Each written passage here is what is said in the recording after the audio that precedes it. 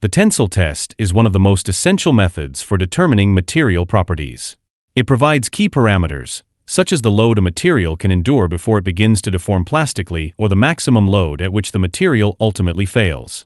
Additionally, the tensile test measures the elongation at break, offering valuable insights into the material's toughness.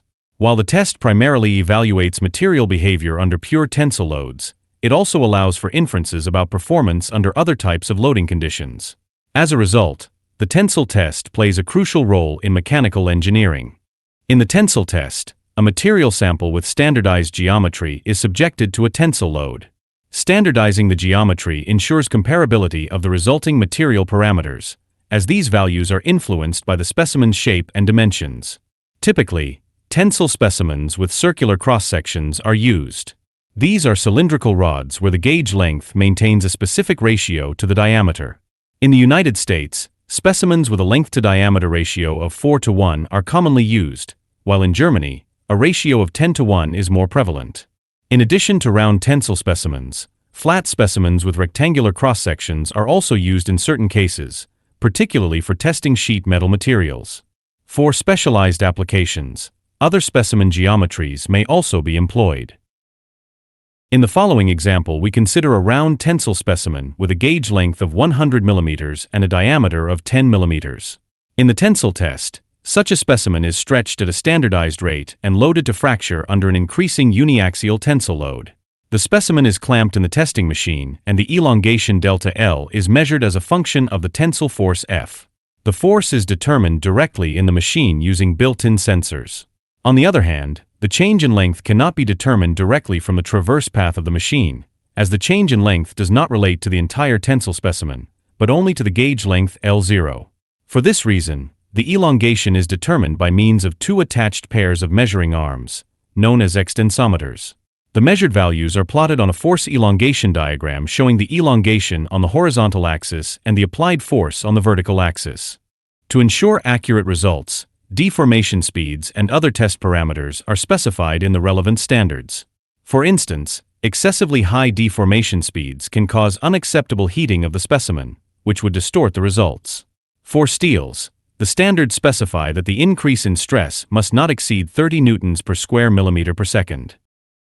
In the following, we examine a material that exhibits a so-called yield point phenomenon. During the test, the initial section of the diagram shows a proportional relationship between force and elongation. In this range, an increase in force results in a corresponding increase in elongation. Twice the force results in twice the elongation. If the force is removed within this proportional range, the specimen returns to its original shape without any permanent deformation. This means that, as long as the applied forces remain within this range, the material undergoes purely elastic deformation during the tensile test. At higher forces, the specimen eventually undergoes permanent deformation. In the force elongation diagram, the onset of plastic deformation is indicated by a brief drop in force. Following this, the specimen stretches over a short range without requiring a significant increase in force, a behavior referred to as Lüders deformation. If the force is removed within this range, the specimen will not return to its original length, resulting in permanent deformation. When the force is removed, it is important to note that the total elongation decreases by the amount corresponding to the elastic deformation. This phenomenon is known as springback. The reduction in elongation follows a straight line parallel to the elastic region of the diagram, as this line represents the material's elastic behavior. The point where this line intersects the horizontal axis indicates the permanent elongation of the specimen after the force is removed. The unusual material behavior observed in the Lüders range, where the specimen stretches without any further increase in force, is referred to as the yield point phenomenon. This behavior is caused by interactions between the material's lattice structure and the foreign atoms it contains. Microscopic deformation processes, known as dislocations, are repeatedly halted by these foreign atoms and then break free. This movement creates a zigzag-shaped pattern in the force elongation diagram.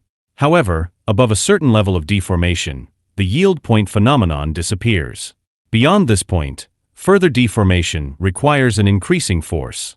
Consequently, the force in the diagram begins to rise again with increasing elongation. As the specimen elongates significantly, its diameter decreases noticeably.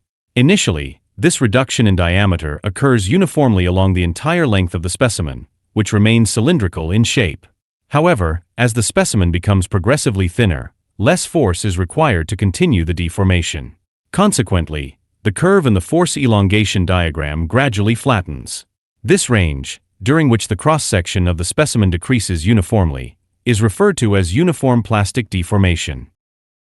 If the specimen were unloaded within this range, the force would decrease along a straight line parallel to the elastic region, resulting in permanent deformation. If the deformed specimen were loaded again, the force would increase along the same straight line.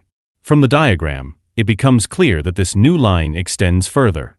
This indicates that the deformed specimen can now withstand significantly higher loads before reaching the point of plastic deformation again.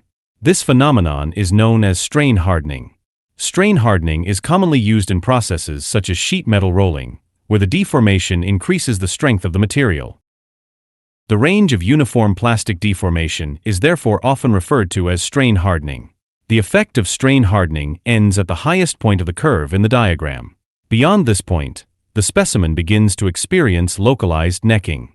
At this stage, elongation occurs primarily in the small region around the neck.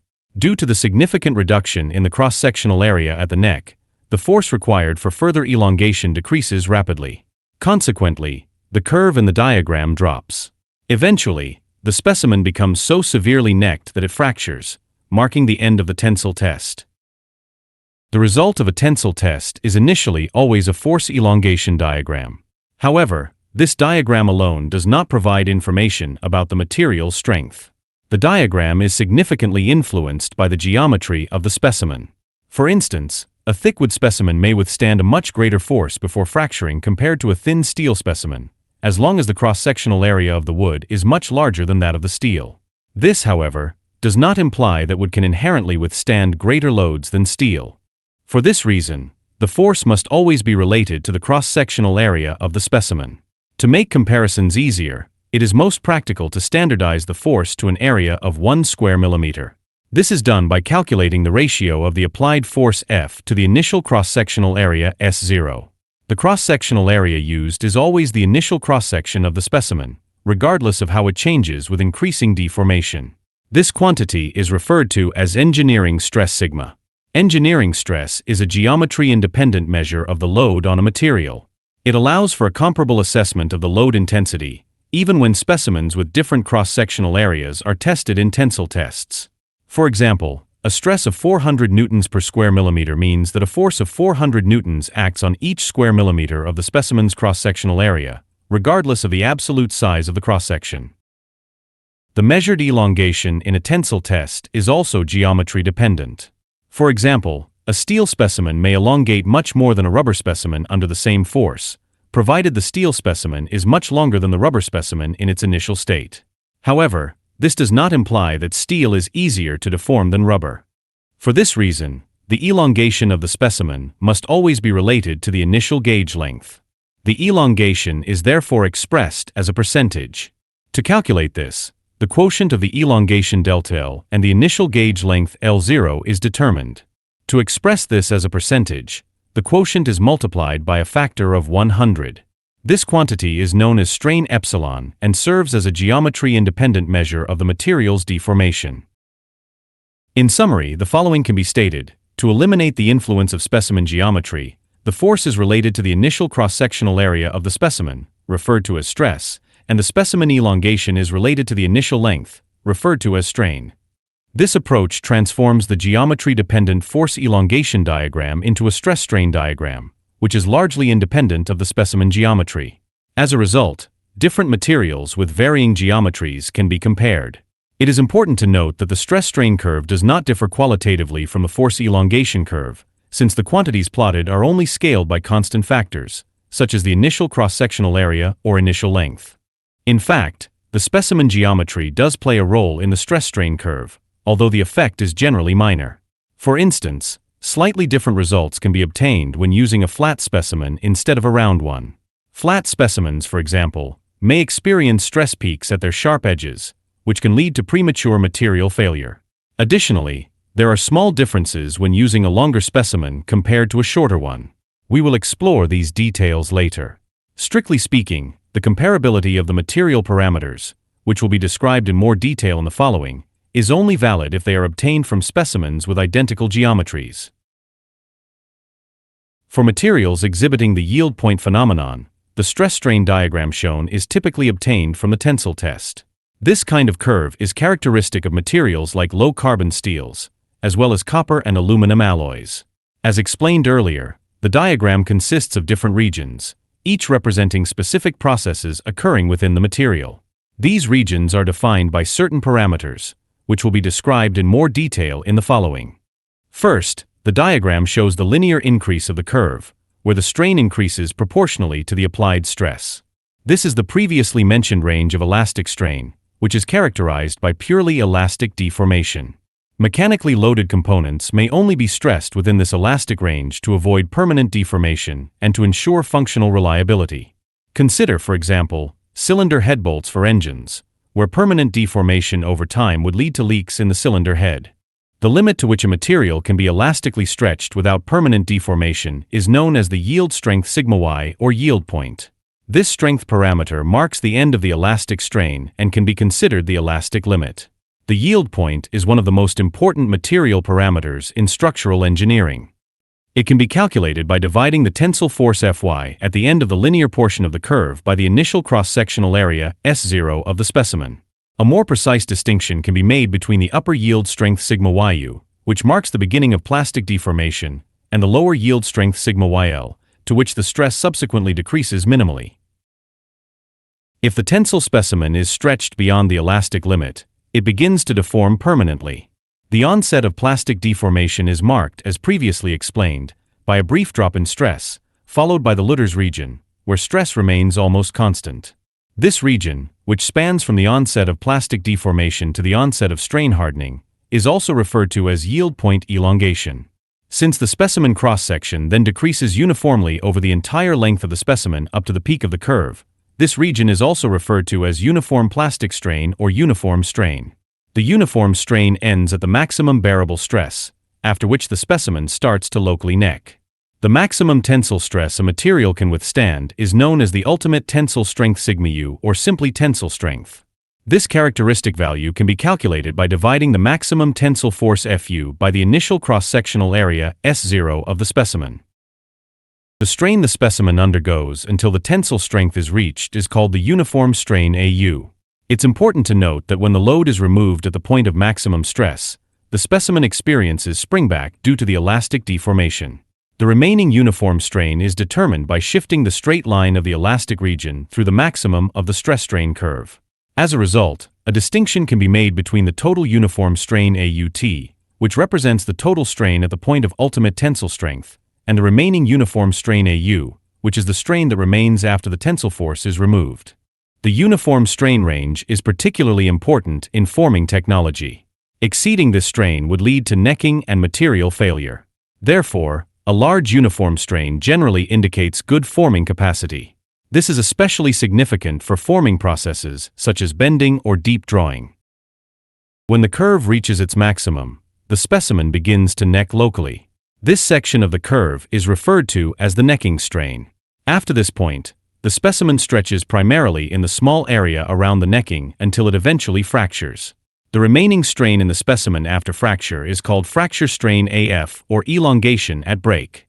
It's important to remember that the strain in the specimen is reduced by the portion of elastic deformation during fracture. In practice, however, elongation at break is not determined directly from the stress-strain diagram, but rather by placing the two fractured pieces together and measuring the remaining strain. Fracture strain values provide insight into the material's deformation behavior. High values indicate high deformability, which is particularly important in forming technologies, for example.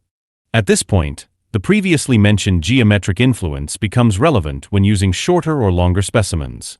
Since the specimen deforms primarily in the small region around the necking, this inhomogeneous deformation is almost identical in terms of dimensions for both short and long specimens. However, for short tensile specimens, the necking strain represents a disproportionately high fraction of the total strain.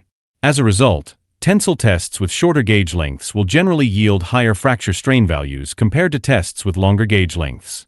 Fracture strain values are important not only in forming technology, but also in applications like crash-relevant components.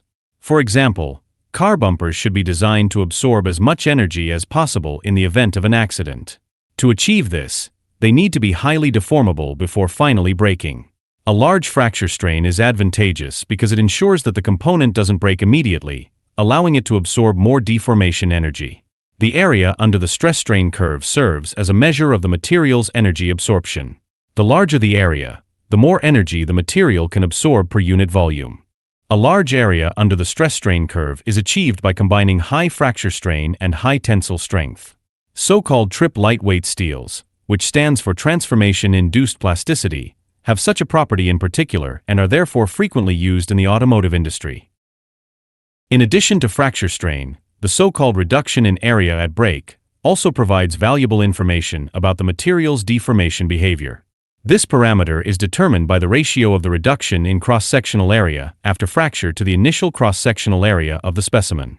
It indicates the percentage by which the specimen's cross-section has decreased after fracture, compared to the initial cross-section. To account for non-uniform deformation, two diameter values at right angles to each other are measured and then averaged. For very ductile materials, the specimen undergoes significant necking, resulting in a relatively large reduction in area at break. In contrast, very brittle materials exhibit minimal necking, and their reduction in area is relatively small. Brittle materials are generally undesirable due to their limited deformation capacity in the event of overload. This is primarily because brittle fractures occur without warning in a machine, as there is little deformation to signal failure, such as unsteady operation or loud noises. Therefore, the reduction in area at break can be considered a measure of a material's resistance to brittle fracture. In this context, the so-called yield-tensile-ratio V plays an important role. It is defined as the ratio of yield strength to tensile strength. The closer the yield-tensile ratio is to 1, the closer the yield strength and tensile strength are to each other. This means that in the event of an overload, once the yield strength is exceeded, there is only a small margin of safety before the material begins to neck and eventually fractures at the tensile strength. Therefore, the yield-tensile ratio serves as a measure of the risk of fracture when the elastic limit is exceeded. On the other hand, the lower the yield-tensile ratio, the greater the difference between tensile strength and yield strength, which results in a larger safety margin in the event of overload. However, this also means that only a small portion of the material's strength can be utilized. For example, with a yield-tensile ratio of 0.6, only 60% of the maximum stress can be applied before the material starts to undergo plastic deformation. This, in turn, indicates that the material has relatively good formability, which is crucial in forming technology. In contrast, hardened steels, which are less formable, often have yield-tensile ratios above 0.95. Finally, the key regions and parameters are summarized once again in the stress-strain diagram shown. It has already been highlighted that the elastic range, and particularly the yield strength, are of significant importance in mechanical engineering. While a high yield strength can prevent permanent deformation, elastic deformation must still be considered in certain cases. For instance, if screws in the elastic range stretch excessively, the connected parts may temporarily loosen. In the case of a pressure vessel, while the screws would not be permanently damaged, excessive deformation of the screws could reduce the contact pressure between the vessel and its lid, compromising the seal and resulting in leakage. Therefore, it is essential to provide engineers not only with strength parameters, but also with deformation parameters. This is especially important within the elastic range, where most components are typically only subjected to stress. It is crucial to characterize the elastic range, which refers to the relationship between the applied stress and the resulting strain. Let us first consider a straight line passing through the origin of any XY diagram. This straight line can be described by the given equation, where m represents the slope of the line. In our case, instead of the quantities x and y, we are dealing with strain epsilon and stress sigma. We can substitute these quantities into the equation accordingly. In the context of the stress-strain diagram, the slope m of this straight line is called the modulus of elasticity E, also known as Young's modulus or simply the elastic modulus. Looking at this equation, the analogy to the spring rate is immediately apparent. While the spring rate K describes the relationship between force F and elongation delta L as a geometry-dependent parameter, the modulus of elasticity E characterizes the geometry-independent relationship between stress sigma and strain epsilon. If the elastic modulus of a material is known, the strain can be determined for each stress using the given equation. The elastic modulus is calculated from the tensile test by taking the quotient of stress sigma and strain epsilon, where these values must lie within the elastic range. For this reason, the indices L are often added to the respective symbols to denote the values in the elastic region. In the formulas provided, the strain should not be expressed as a percentage, but rather as the ratio of elongation to the initial gauge length. The modulus of elasticity for metals is typically given in the unit kilonewtons per square millimeter. It should be noted that the steeper the straight line of the elastic range, meaning the greater the elastic modulus, the more stress must be applied to achieve a given amount of elastic strain. Therefore, such a material can only be elastically deformed under relatively high forces. The elastic modulus should not be misunderstood as a measure of a material's elasticity, as the name might suggest. In fact, it describes the opposite. The elastic modulus is a measure of a material's stiffness or rigidity. For example, guide rods used in high-precision measuring instruments should have a high stiffness and consequently, a high Young's modulus. This ensures that the rods do not bend excessively under their own weight or the weight of the sensor head, which could otherwise distort the measurement results. The higher the elastic modulus, the stiffer the material, meaning it resists deformation more strongly under applied stress. For example, a material with an elastic modulus of 200 kilonewtons per square millimeter would require a stress of 200 kilonewtons per square millimeter to stretch the material to twice its original length. On the other hand, a material with an elastic modulus of 100 kilonewtons per square millimeter would stretch to twice its original length at a stress of only 100 kilonewtons per square millimeter. Note that the modulus of elasticity is only valid in the elastic range, and that a deformation of twice the original length is only theoretical. It should be noted at this point that, for clarity, the straight line in the stress-strain diagram is plotted much flatter than it actually is for metallic specimens. For structural steels, the elastic moduli are on the order of 210 kilonewtons per square millimeter, while cast iron is somewhat more elastic at around 120 kilonewtons per square millimeter. For aluminum, which is even more elastic, the Young's modulus is about 70 kilonewtons per square millimeter. In contrast to the stress-strain curve shown so far, there are also materials that do not exhibit a yield point phenomenon under tensile stress. This is characterized by a continuous transition from elastic to plastic deformation, with no clear yield point visible. Therefore, for such materials, the stress at which the material remains plastically deformed by 0.2% is often used as a substitute for the limit stress. This stress is referred to as the 0.2% offset yield strength. The 0.2% offset yield strength is determined graphically by shifting the straight line near the beginning of the curve through the point corresponding to 0.2% strain. The intersection of this shifted line with the stress-strain curve then represents the offset yield strength. In some special cases, a 0.01% offset yield strength is used, where the material exhibits a permanent strain of 0.01%. In general, the offset yield strength describes the stress at which a specific permanent strain remains in the material. Note, unlike the yield strength, at which the material does not experience any permanent deformation after the force is removed, the material remains deformed at the offset yield strength. Therefore, these two values are not directly comparable with each other. In principle, deformation parameters such as uniform strain, fracture strain, and reduction in area after break are not used in calculations for component design. In contrast to strength parameters like yield strength, tensile strength, and elastic modulus, the deformation parameters are mainly used for qualitative characterization in case of failure. In the following, there is a brief summary of the parameters we have covered.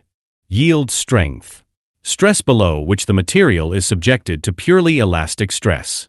Highly stressed materials should have as high a yield strength as possible. Ultimate tensile strength. Maximum loadable stress from which the material necks and finally fractures. Materials for components with a high safety margin must have high tensile strengths. Yield-tensile-ratio. Ratio of yield strength to tensile strength.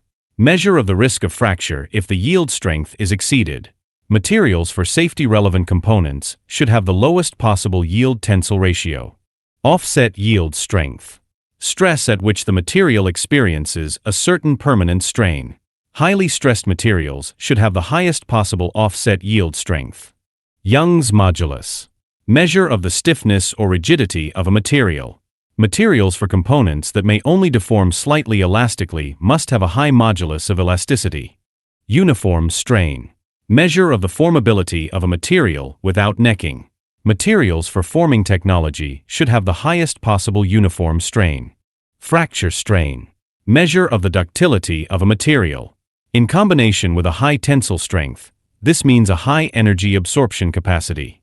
Materials for components that have to absorb a lot of energy in the event of failure should have a high fracture strain. Reduction in area after break. Measure of the brittle fracture resistance of a material. In general, a high reduction in area is desirable to avoid brittle fractures. In the previous discussions, the tensile force was always related to the initial cross-sectional area of the specimen, regardless of how the cross-section actually changes under load. This quantity is referred to as engineering stress. In reality, however, the cross-sectional area of the specimen changes as the specimen elongates during the tensile test, causing the diameter, and thus the cross-sectional area, to decrease. When the force is related to the actual continuously changing cross-sectional area of the specimen, the stress is referred to as true stress. The diagram illustrates the comparison between the engineering stress curve and the true stress curve. In the elastic range, the specimen's cross-section changes only minimally, so both curves are nearly identical initially. However, once the yield point is reached, the curves begin to diverge more clearly. This is because, in the uniform strain range, the specimen's cross-sectional area decreases significantly due to the considerable elongation. In this range, the true stress increases more sharply than the engineering stress due to strain hardening, which causes a significant divergence between the two curves. This effect is further amplified by necking. As a result, it becomes clear that the true stress must be continuously increased to eventually fracture the sample. However, the true stress is not of primary interest to engineers, as the undeformed state is typically used as the basis for designing components. For this reason, the engineering stress-strain diagram, along with its corresponding characteristics, is the standard for practical use.